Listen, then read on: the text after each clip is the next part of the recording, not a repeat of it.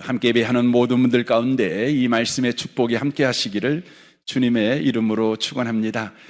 우리는 올 한 달 동안 가정에 관한 말씀을 듣고 있습니다. 오늘은 특별히 가정 가운데서 이 돈의 문제가 가장 중요한 문제 중에 하나인데 돈에 관한 하나님의 말씀을 전하려고 합니다.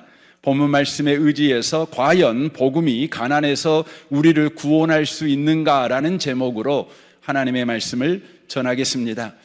오늘 우리가 읽었던 본문 말씀은 복음이 어떻게 경제적 가난에서 우리를 구원하시는가를 명확하게 말씀하고 있는 성경 말씀입니다. 우리는 지금 자본주의 세상에서 살고 있습니다.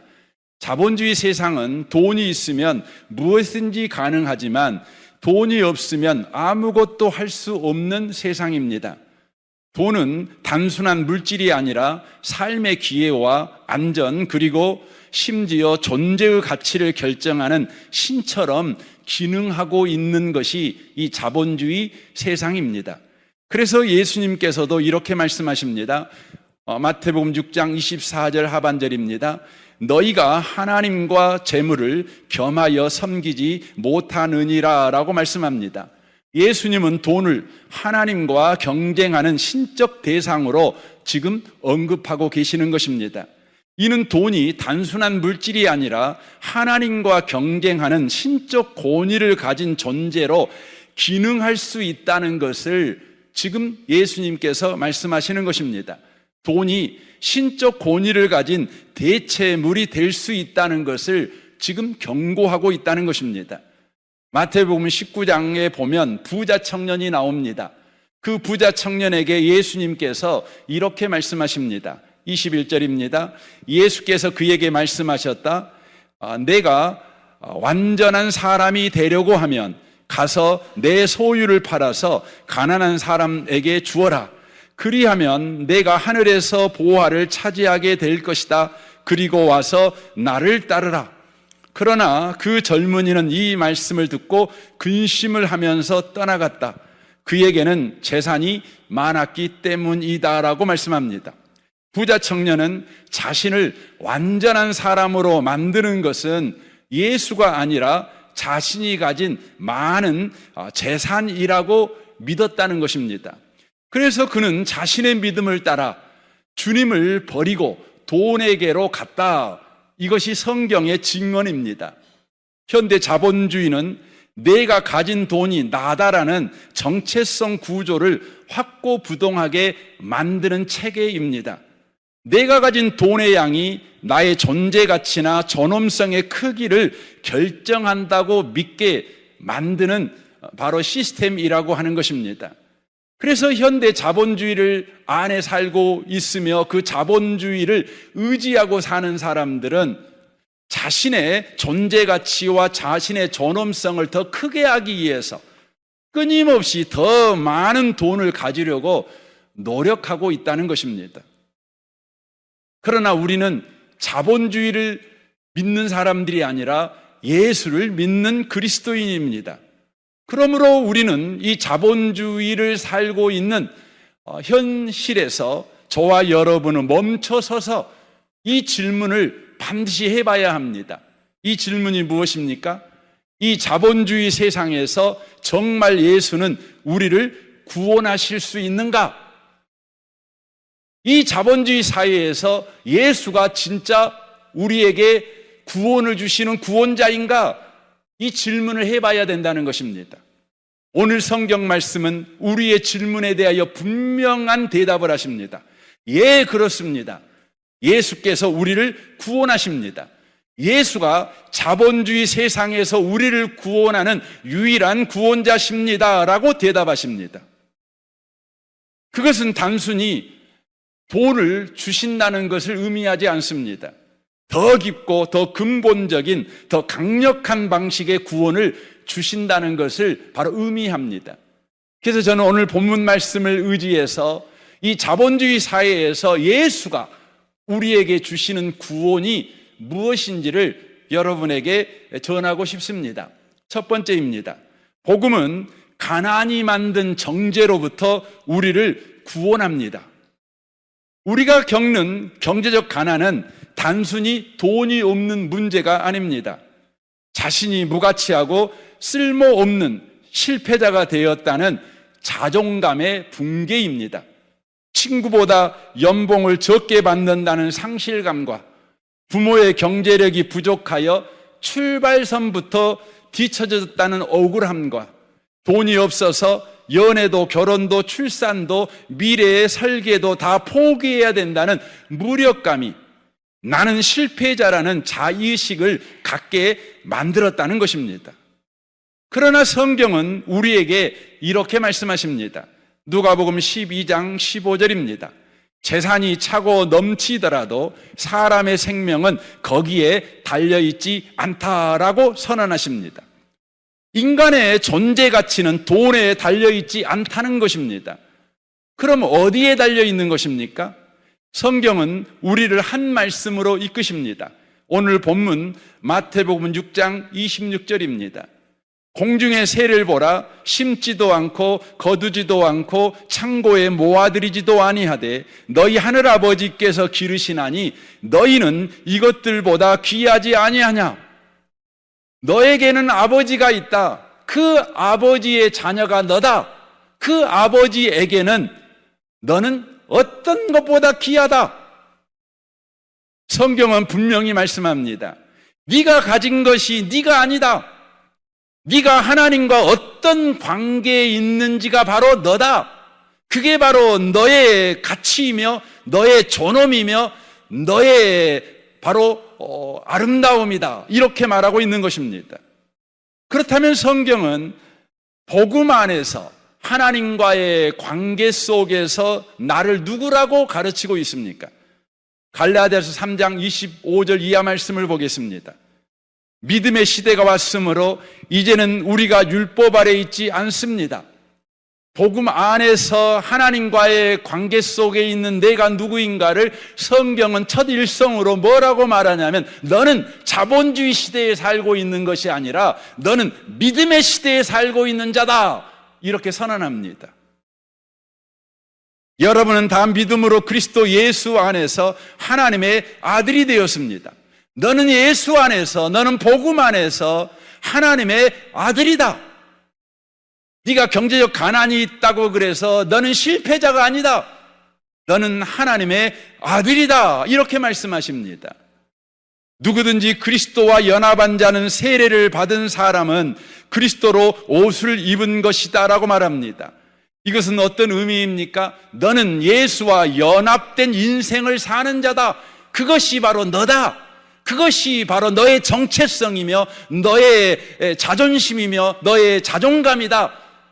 너의 바로 가치다. 이렇게 말씀하고 있는 것입니다. 더 들어보십시오. 여러분이 만일 그리스도에게 속한 사람이라면 여러분은 아브라함의 후손이며 하나님이 약속하신 것을 받을 상속자들입니다 라고 말합니다. 너는 하나님의 약속 속에 사는 자고 하나님이 약속하신 것을 받을 상속자가 바로 너다. 네가 아무리 가난해도 네가 아무리 싸구려 옷을 입고 다닌 사람일지라도 너의 신발은 헤어져서 꼬매야 되는 상황일지라도 너는 그 신발이 너가 아니고 네가 입고 다닌 옷이 네가 아니라 예수가 바로 하나님과 관계를 맺게 맞은 너, 바로 하나님의 약속을 상속받을 상속자가 된 것이 바로 너다. 이렇게 말하고 있는 것입니다. 가난이 만든 자존감의 붕괴를 복음이 다시 세우고 있는 것입니다. 그러므로 우리는 돈 앞에 선 삶을 살아가는 자가 되면 안 되는 것입니다. 우리는 매일매일을 복음 앞에 서서 내가 누구인가를 바로 확인하고 여러분의 가정생활과 직장생활, 여러분의 사업을 해야 된다는 것입니다. 복음은 저와 여러분의 바로 존재 회복을 바로 하시는 바로 구원이기 때문에 그렇습니다. 두 번째입니다. 복음은 가난이 만든 무력감에서 우리를 구원합니다. 많은 사람들이 이렇게 말합니다. 나는 돈이 없어서 할 수 있는 것이 아무것도 없습니다. 이 말은 단순한 현실 진술이 아닙니다. 그 안에는 무력감과 두려움과 패배감이 담겨 있는 고백입니다. 하지만 복음은 우리에게 이렇게 말합니다. 오늘 본문 6장 31절입니다. 그러므로 염려에 이르기를 무엇을 먹을까, 무엇을 마실까, 무엇을 입을까 하지 말라. 이는 다 이방인들이 구하는 것이라. 너희 하늘아버지께서 이 모든 것이 너희에게 있어야 할 줄을 아시느니라. 그런즉 너희는 먼저 그의 나라와 그의 의를 구하라. 그리하면 이 모든 것을 너희에게 더하시리라 라고 말합니다. 나는 돈이 없어서 아무것도 할 수 없습니다. 그래서 염려만 하고 있습니다. 이렇게 말하는 사람에게 복음이 지금 말하고 있는 것입니다. 복음이 말씀하는 것을 우리의 현실에 맞춰 의역하면 이렇게 되는 것입니다. 아니다. 돈이 없어서 아무것도 할 수 없는 것이 아니라 하나님을 몰라서 아무것도 못하고 있는 것이다. 네가 하나님을 알았다면 지금 네가 가진 그것이 아무리 작고 초라해 보여도 너는 그것을 하나님 나라의 원리에 따라 사용할 수 있었을 것이다. 그리고 그 순간 너는 하나님 크기와 공급하심을 경험하게 되었을 것이다 라고 지금 성경이 말씀하고 있는 것입니다. 그러므로 가난의 문제는 돈이 없음의 문제가 아니라 하나님을 모르는 문제라고 복음은 지금 선언하고 있는 것입니다. 하나님을 알고 네가 가지고 있는 것이 작고 하찮은 것이라도 그것을 심으면 100배, 60배, 30배의 열매를 맺는 씨앗이 될 것이다. 이게 성경의 말씀입니다.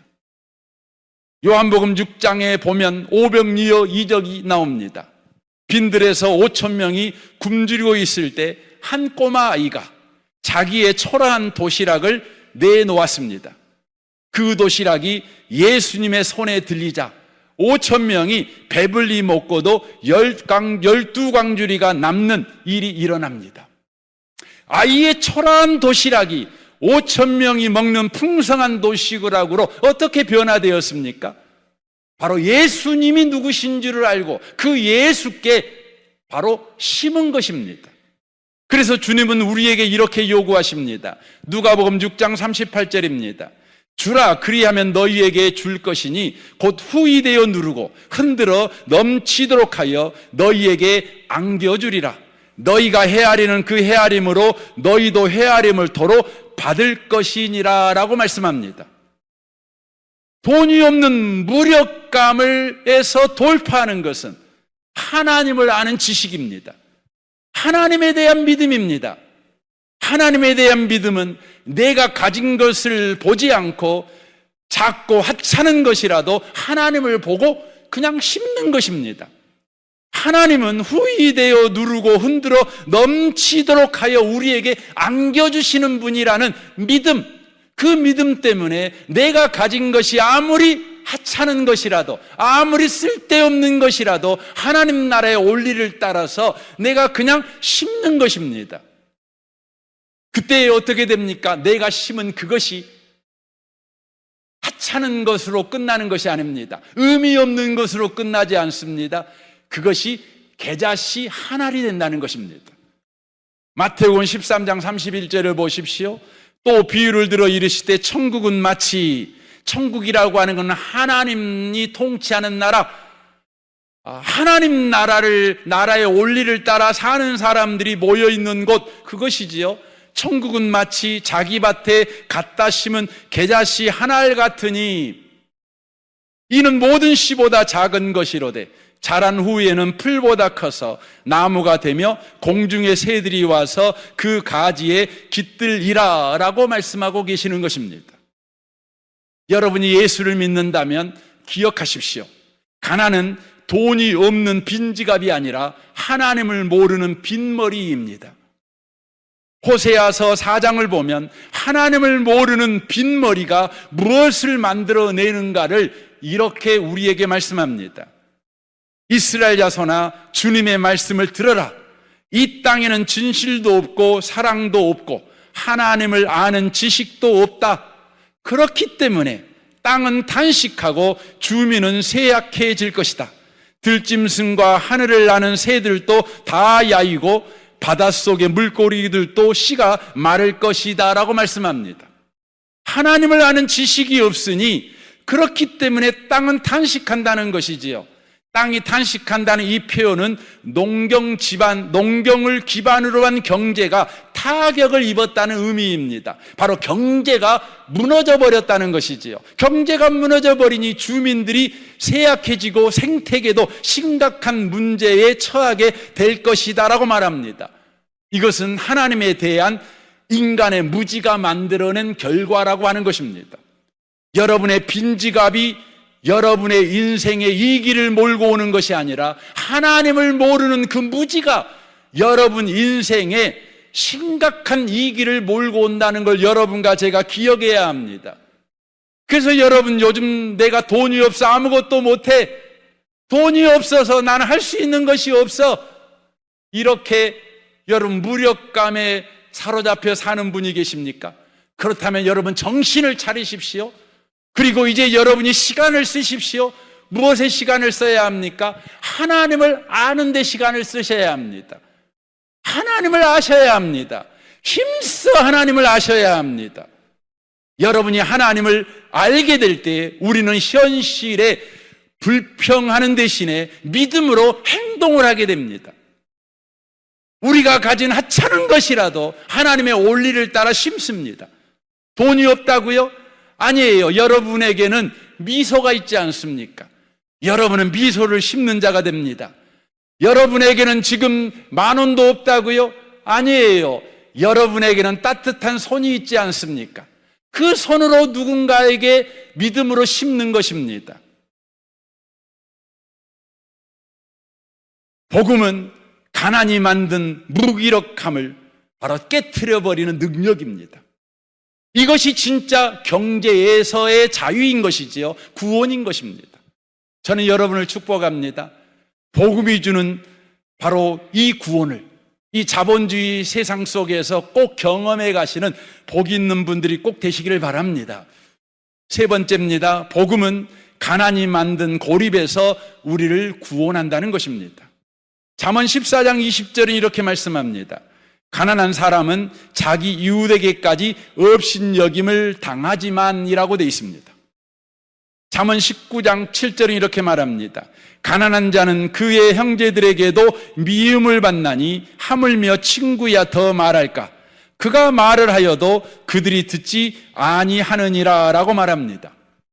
가난한 자들은 업신여김을 당한다는 것이지요. 가난한 자들은 그의 말조차 무시를 당하고 그리하여 고립을 자초하는 삶을 살아가게 된다는 것입니다. 고립은 단지 관계의 단절을 의미하는 것이 아니라 존재의 소외까지 이어지는 것을 의미하는 것입니다. 그래서 욥기 19장에 보면 욥이 하루아침에 가난한 자가 됩니다.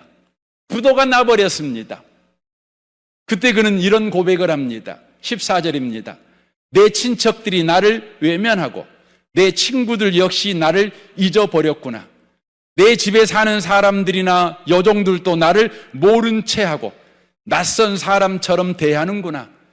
내 종을 불러도 대꾸조차 하지 않으니 내가 사정을 해도 소용없구나. 아내마저 내 숨기운을 싫어하고, 이 아내마저 숨기운을 싫어한다는 말은 어떤 의미냐면 내가 살아있는 것 자체를 싫어한다는 말입니다. 하루아침에 부도나 버리니까 아내가요, 내가 살아있는 것 그 자체, 내가 숨 쉬는 것, 그게 꼴보기가 싫었다는 것이죠. 내 형제들도 내 옆에 오기를 싫어하며 심지어 아이들까지 나를 멸시하고 내가 일어서면 나를 놀리는구나. 내 모든 친구들이 나를 거부하고 내가 사랑하는 자들도 등을 돌리는구나 라고 말합니다. 욥에게 갑자기 닥친 가난은 단지 경제적 추락을 가져다 준 것이 아닙니다. 모든 관계에 고립을 만들어 내었다는 것입니다. 욥은 정서적으로 감옥에 갇혀버렸습니다. 그러나 복음은 가난이 주는 정서적 감옥에서 우리를 해방하십니다. 누가복음 4장 18절을 보십시오. 주의 성령이 내게 임하셨으니 이는 가난한 자에게 복음을 전하게 하시려고 내게 기름을 부으시고 나를 보내사 포로된 자에게 자유를, 눈먼 자에게 다시 보게 함을 전파하며 눌린 자를 자유롭게 하고 주의 은혜의 해를 전파하게 하려 하심이라 하였느니라 라고 말씀하십니다. 가난이 주는 정서적 감옥에서 자유를 주셨다, 해방을 주셨다, 은혜 속에서 살아가게 만들었다, 이것이 복음이 주는 구원이다, 이렇게 말합니다. 그러니까 복음은 단순히 동정을 하는 것이 아니라 실제적 자유를 준다는 것을 의미하고 있는 것입니다. 그렇다면 복음이 주는 실제적 자유가 무엇입니까? 가난으로 인하여 고립돼 버린 사람, 모든 인간관계가 깨져버리고 바로 정서적 감옥에 갇혀버린 그에게 복음은 실제적으로 어떤 구원을 준다는 의미입니까? 시편 68편 6절을 보십시오. 하나님은 고독한 자에게 가족을 주시고 갇힌 자를 이끌어내어 기쁨으로 노래하게 하신다라고 말합니다. 복음은 우리에게 실제적인 구원을 줍니다. 어떤 구원입니까? 가족이 없는 자에게 영원한 가족을, 친구가 없는 자에게 영원한 친구를 주신다는 것입니다. 복음은 단순히 돈 없는 자에게 돈을 가져다 주는 것이 아니라 관계의 복원, 존재의 복원, 참여의 회복을 주신다, 이렇게 말씀하고 있는 것입니다. 이것을 증명하고 있는 것이 바로 사도행전의 바로 증언입니다. 사도행전 4장 33절을 보십시오. 사도들이 큰 권능으로 주 예수의 부활을 증언하니 무리가 큰 은혜를 받아 그 중에 가난한 사람이 없으니 이는 밭과 집이 있는 자는 팔아 그 판 것의 값을 가져다가 사도들의 발 앞에 두매 그들이 각 사람의 필요를 따라 나누어 줌이라라고 말씀합니다. 초대교회는 가난한 사람들이 마음껏 드나드는 곳이었다는 것입니다. 왜입니까? 복음 때문에 큰 은혜를 받은 바로 공동체였기 때문에 그렇다는 것입니다. 예수의 복음 때문에 큰 은혜를 받자 가난한 자들이 바로 마음껏 드나드는 바로 공동체, 드나드는 현장이 되었다는 것입니다. 현대교회를 보십시오. 현대교회는 가난한 자들이 쉽게 올 수 없는, 여러분, 진입장벽이 참 높은 교회가 되어버렸습니다. 왜 그럴까요? 그것은 교회가 복음 때문에 큰 은혜를 받고 있지 못하기 때문에 그렇습니다. 아무리 복음을 선포해도 복음은 원래 그래 라고 무미건조하게 반응하는 사람들의 모임이 현재의 바로 교회 공동체가 되어버렸기 때문에 그렇습니다. 그러니 가난한 자를 가난한 자로만 봅니다. 그러나 복음으로 큰 은혜를 받은 교회는 가난한 자를 어떻게 봅니까? 영원한 가족, 영원한 친구로 받아들입니다. 그리하여 가난한 자들에게 단순한 구제가 아니라 삶을 나누는 일이 벌어집니다. 그래서 여러분, 사도행전 4장의 부자들이 자기 집도 팔고 밭도 팔아서 돈을 가져왔다, 이 말은 어떤 의미냐면 그렇게 그들은 바로 구제하는 마음이 넘쳤다, 그 말이 아니라 바로 그 가난한 자를 내 식구로 본 것입니다. 여러분 자녀가 헐벗고 굶주린다면 당연하게 여러분 집 팔아서라도 여러분 자녀에게 먹일 것입니다. 그것은 다만 구제가 아니라 너는 내 자식이야, 너는 내 가족이야, 나는 너를 놓칠 수가 없어, 나는 너와 영원히 함께 할 거야, 나는 너와 영원히 가난할 거고, 나는 영원히 너와 부요할 거고, 나는 영원히 너와 기뻐할 것이고, 나는 영원히 너와 슬퍼할 거야. 그것이지요. 그러니까 초대교회가 왜 여러분 부자들이 돈 내놨습니까? 이것 보고 칼 마르크스는 공산주의를 생각해낸 겁니다. 그래서 부자가 가지고 있는 돈을 가져다가 가난한 자들에게 줘야 된다, 이게 정의다. 그래서 현재 국가들은 다 그러지 않습니까? 부자들에게 세금을 잔뜩 먹여가지고 가난한 자들에게 나누어주는 거. 그래야 세상이 바로 평화로운 세상, 불평등이 사라진 세상이 된다, 이렇게 보는 것이죠. 여러분, 그렇게 세상은 되어지지 않는 것입니다. 여러분, 오직 여러분 가난한 자를 여러분 나의 가족으로 볼 수 있게 만드는 것은 여러분 복음밖에 없어요. 여러분과 제가 복음의 큰 은혜를 받으면 비로소 저와 여러분의 눈이 열립니다. 가난한 자를 가난한 자로만 보는 게 아닙니다. 부자를 부자로만 보는 것이 아닙니다. 가난한 자를 나의 영원한 가족으로 본다는 것이죠. 그래서 우리 주님께서는 복음으로 부자들을 여러분 은혜를 끼칩니다. 또 가난한 자들에게 은혜를 끼칩니다. 그리하여 영원한 가족으로 삶을 나누는, 삶을 연합하는 그런 일이 일어났다는 것이지요.